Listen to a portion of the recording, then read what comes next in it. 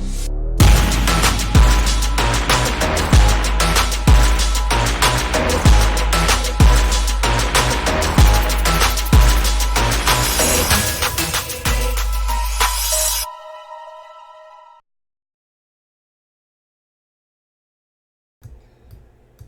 everyone, it's Katie from Without a Crystal Ball. I know it's been a day. I realized that yesterday with all the banging, a lot of you were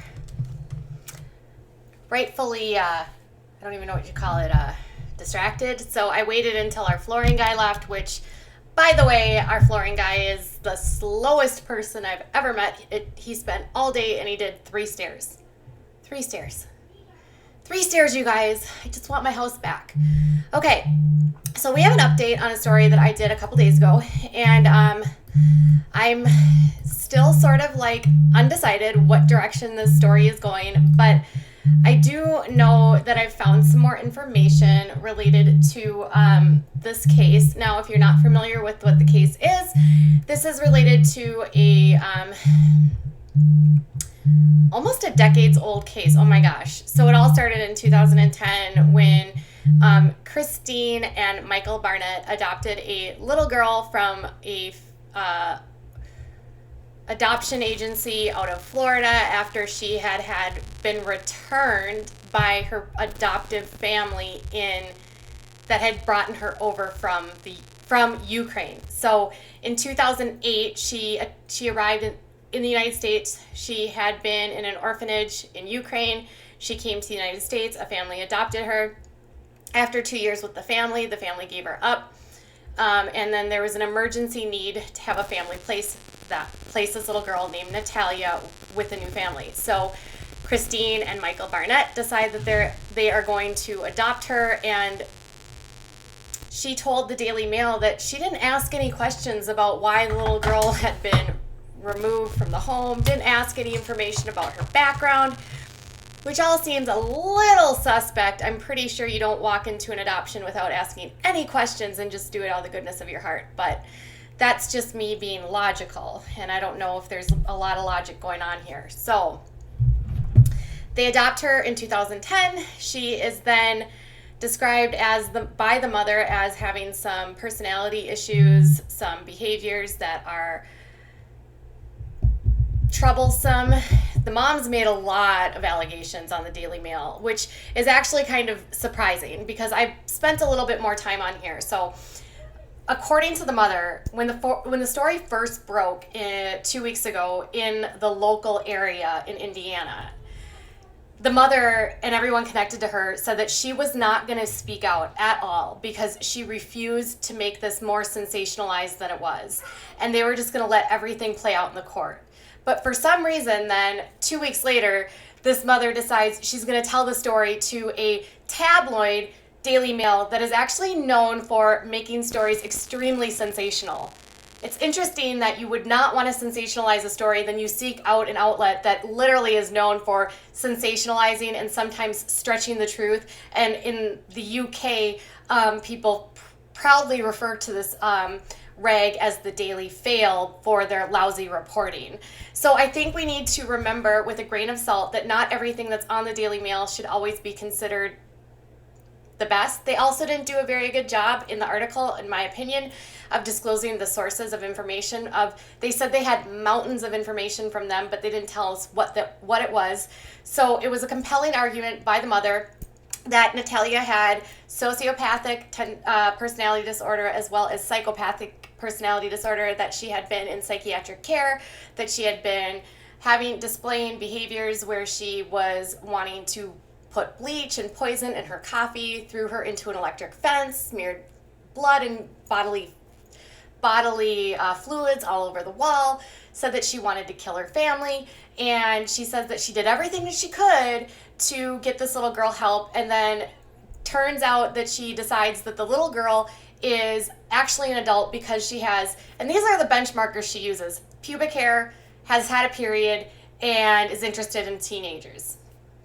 To be honest, the pubic hair to me or menstruation is really not a good argument that someone's actually older than they are, because girls as young as 8 years old can go into puberty and develop both of those things. So even if she was only a couple years older, she could have very well gone through puberty.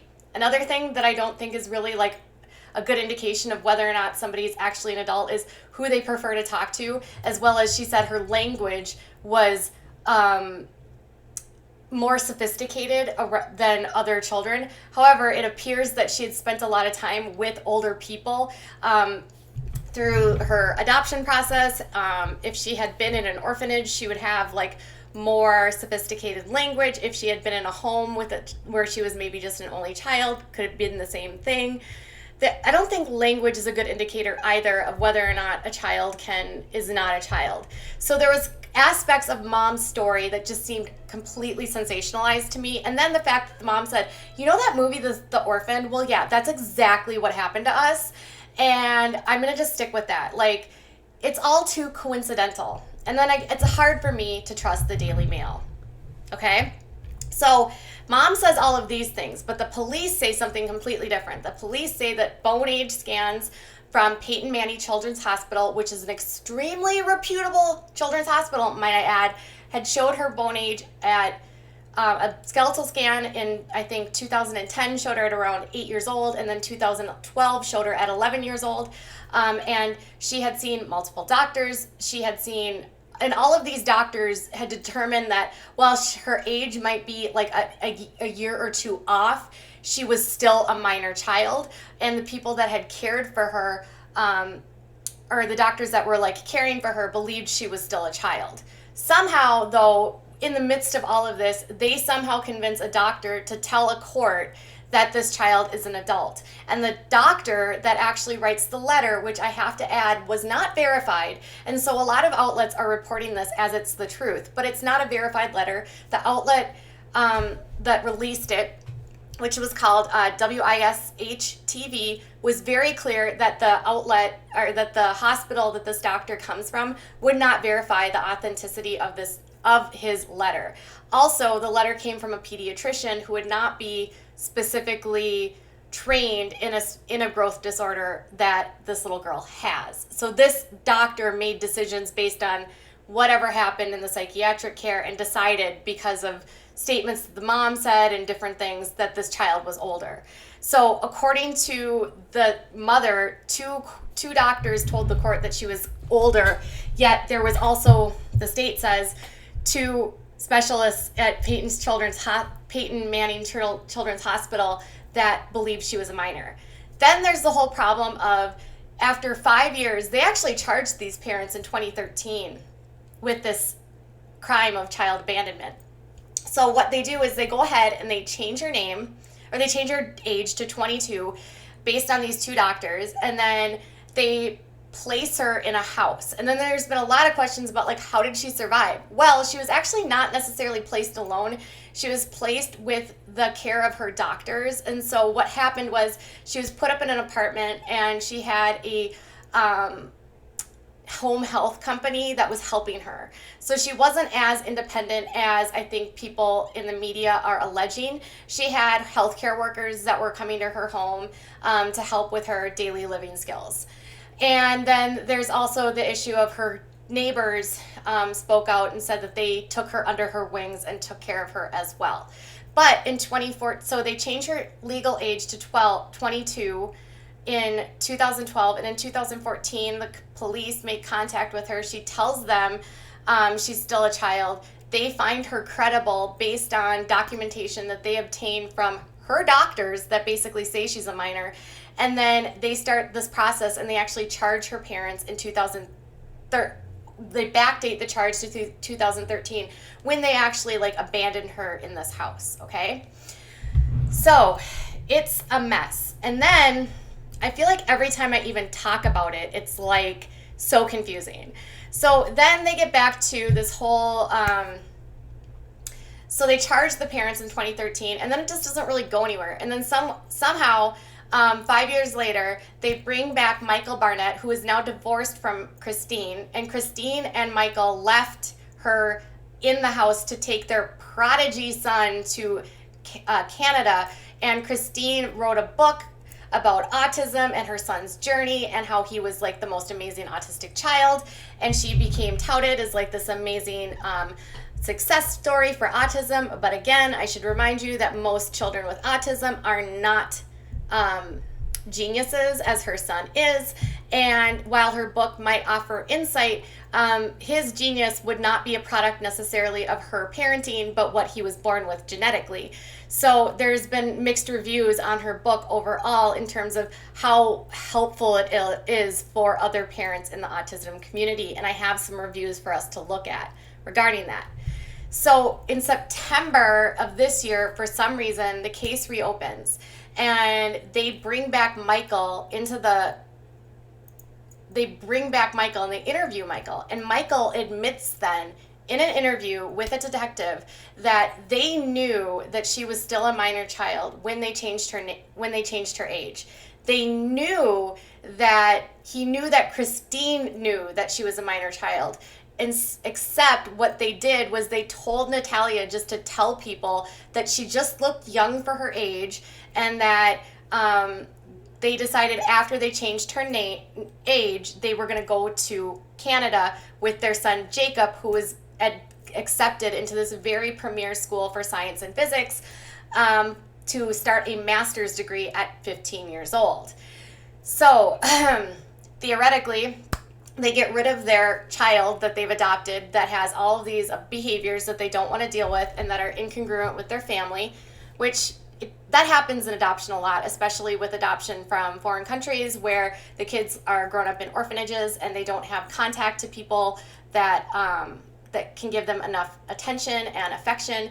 And a child's ability to like connect with other people happens in their first 2 years of life, and it all is dependent on how much nurturing they receive. If they don't receive enough nurturing, their brain doesn't get that like little link between like affection and attachment, and they develop a disorder called reactive attachment disorder, which can cause a whole host of issues related to a lot of the things that the mother describes in terms of like violence and violence against their families, and starting like, I have a friend, and I only know this because my friend's daughter has the same thing, and she started her house on fire. So RAD is a very difficult diagnosis, and it's very complicated, and a lot of kids that come over from orphanages from abroad, particularly if they're older, a lot of them are diagnosed with this specific disorder. So now mom wants us to believe that it was sociopathy and psychopathy. So that's where we're going to start right there. So here is where we're at today. So after that police interrogation with Michael, they reopen the file, and then they like stick to and they charge the parents with the two counts of child abandonment. So Michael and Kristine are both charged with it. But in court now, they are still arguing about her age. So Michael actually requested the state this week to like release Natalia's mental health records. And the judge motioned on that yesterday. And so Michael actually called into the court, and he did a via court or 2 days ago. They did the court. The order came in on this court. And what happened was the judge ruled that yes, they can release these. However, it's going to be sealed because it relates to a child whose age is currently in the age discrepancy is still ongoing here. And so, whoops.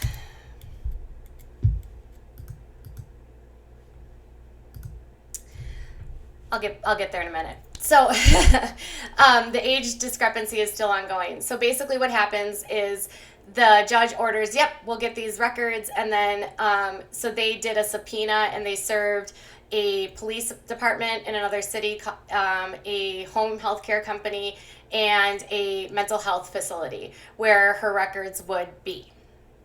And they're expected to go back to this in another court hearing on October 15th, which will not be open to the public because it will be pertaining to those records. Now, in the middle of all of this, in 2016, before they recharged the parents with these 2 counts of child abandonment, they actually, another family a husband and a wife, Antoine Mans, and a woman named Cynthia Mans, actually petitioned the court in Indiana to become the guardians of Natalia. In 2016, they put it forward, and then the parents, Kristine and Michael, actually object to this. And for about a year and a half, it goes through court, and they eventually withdraw the petition to have guardianship changed. However, Natalia still is with that family. And so theoretically, that family met Natalia somewhere around 2015 and 2016.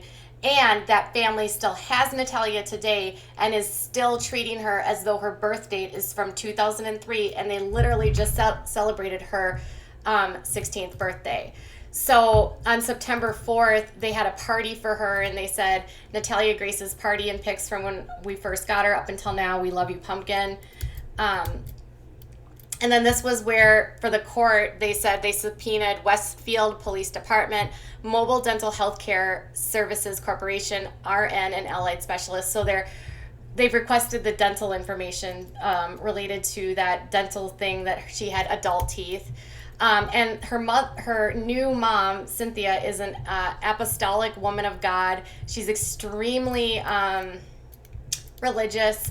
The dad appears to be a pastor. This was the first photo from that you can see where she was actually when she met the family. So there she is when she first went into the house with that family. What I thought was interesting is you can tell she doesn't look like she's in the best health at that point. She's kind of got bags under her eyes. And then here she is with her new mom. And then there she is with her dad. So she's still being treated as a 16-year-old girl. She appears to be extremely involved with this family. They have 5 other children. They do who they've adopted or fostering. And then they have a child that's older that has a son. And then they have an older son that has a grandson. So there's a bunch of kids. So it's a very full house, very full family. So this is where we're going now. This family believes that she is 16. The other family is saying, nope, she's closer to 30.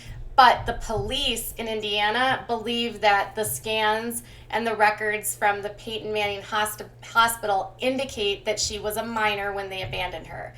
And to be perfectly honest, you would have to believe a pretty wild conspiracy here that what she did at the time was, I don't know, it's pretty far-fetched. Doesn't say it wouldn't happen. It's just very far-fetched that this would happen. And the fact that they have records, birth certificates from the Ukraine, the fact that she has gone through an adoption agency, it would be hard-pressed to figure out how this would have gone down, how she would have made a career out of this, how this would have happened. And if this is an ongoing issue, where are these other families that supposedly adopted her and had the same scan? None of them have come out and spoken. So what I think more than anything is when we rush to judge and we hear a mom's point of view, we should always remember that, of course, she is going to have a defense. That doesn't mean her defense is true, okay? And I think before we, accuse this little girl, if she's a little girl, of being an adult, we should probably let all of that get sorted out, because there's a family in Michigan that are still treating this girl like a minor, like a 16-year-old, and this 16-year-old girl is living her life still.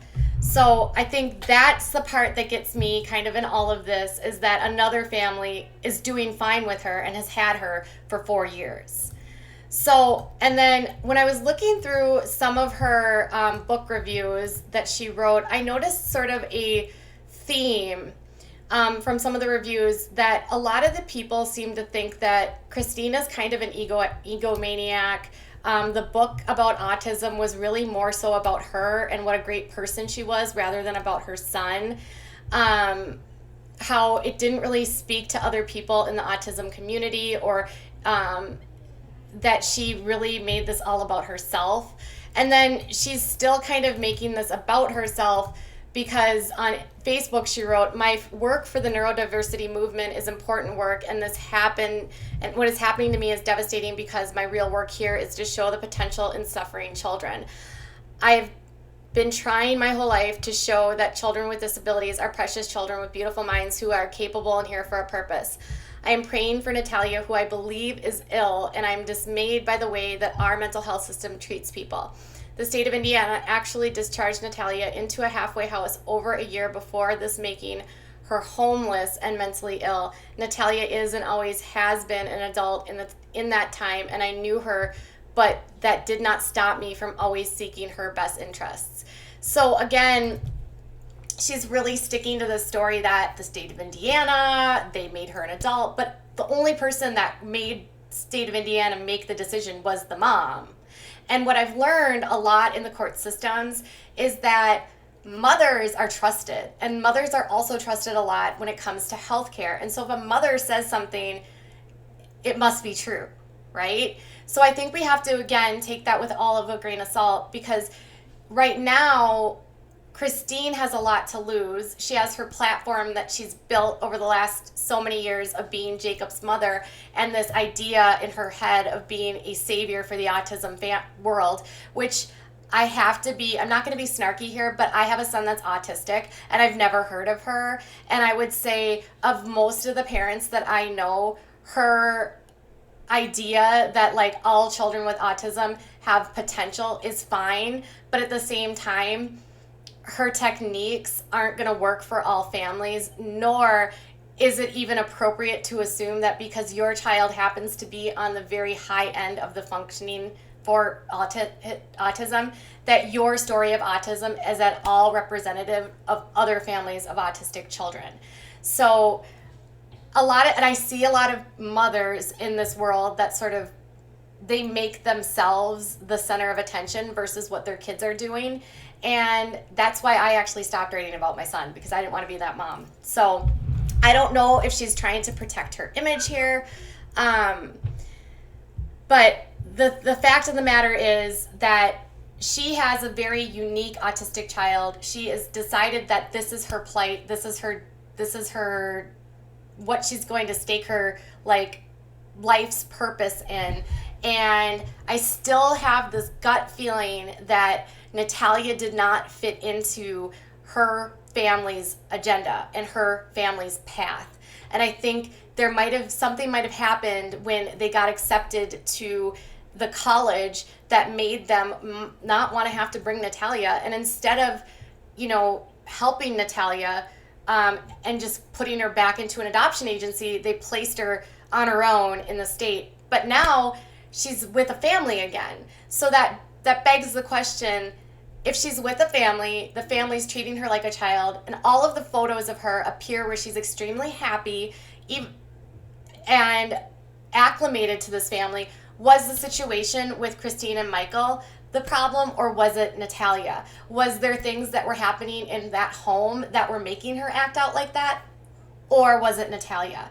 And I think we always have to balance that. So just because a mom is telling you that this is what happens, we shouldn't just take that for the truth. We should wait. And I would ascertain that doctors at Peyton Manning Hospital, which is an extremely good children's hospital, I should add, for the third time, if they were saying that she was still a minor child, it really begs the question, should we discount these experts and believe a child's pediatrician who's not specialized based on mother's word? Because some pediatricians, I've learned, will say just about anything to make a parent happy. So this is where we're at. Do I think she's a minor or an adult? I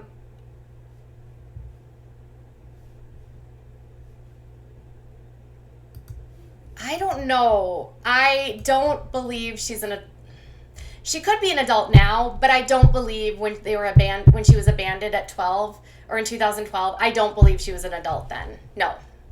I think she might have been a teen or 10, depending on what you believe, but I don't think she was an adult. And I think based on what I've noticed on her Facebook page and on her on the mom and dad who have her now, I don't see someone that's like defrauding this family. Like, she's growing. She's stayed with this family for 4 years. It doesn't look like she's in an unhappy place. It looks like they're treating her like a teenager. She's interested in teenager things. There's a lot here. And she doesn't have cerebral palsy. She has a form of dwarfism that is actually super rare, like only 30 cases in the United States, that affects the trunk. It also can affect how she walks. So that's maybe where you see the CP. I will show you something that actually really troubles me about this whole story. And let me see if I can find it.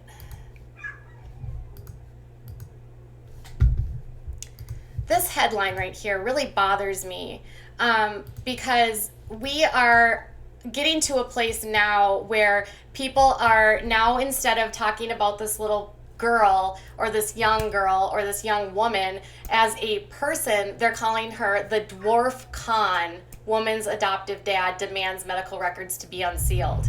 So first and foremost, it is a stereotype from the orphan that this would actually happen. And it's also 2019, where we don't refer to someone in the context of their disability. So a dwarf con is completely an inappropriate, sensationalized headline. And this is my sort of sensitivity around this story, because my son has a growth disorder, and there's a lot of stereotypes that go around with this. So maybe we shouldn't be so quick to judge this little girl and assume that the story might not be as sensational as the mom wanted to be, or maybe it was just as simple as the mom really believed that and did what she thought was best. Who knows what the truth is? But I don't think it's as sensational as the mother would want you to believe, and I don't think that this little girl was like a career criminal. That would be really hard to pull off. So, and that's a really crappy headline, and these are the kinds of headlines that are all over the place. And I think it's putting this idea in all of your heads because you saw the mom say this. You're automatically believing her. She has a reputation because she's written a book. Like, never assume that just because someone says something, it's true. Try to weigh both options. I'm not going to say which way. Like, at this point, I think she was a minor when they abandoned her. Why they did, I don't know. Like, I've only speculated, but that's, again, my opinion. That could change tomorrow. And so anything that I'm saying about why they would do something, just take that with a grain of salt. I'm only trying to present you with what I've learned with this story. So I'd like to know what your thoughts are. Please be mindful in the comments. I will be deleting things that have anything to do with dwarf con or anything that makes her we do person first identity here. So someone would be a person with dwarfism, or a person with a growth disorder, or a person with short stature is what you could refer to her. But calling her a dwarf con is really inappropriate, and it's 2019. It's not 1950. All right, you guys, I'll be back later with more on an update about what is actually in the audio for Amber Portwood's case. Bye, guys.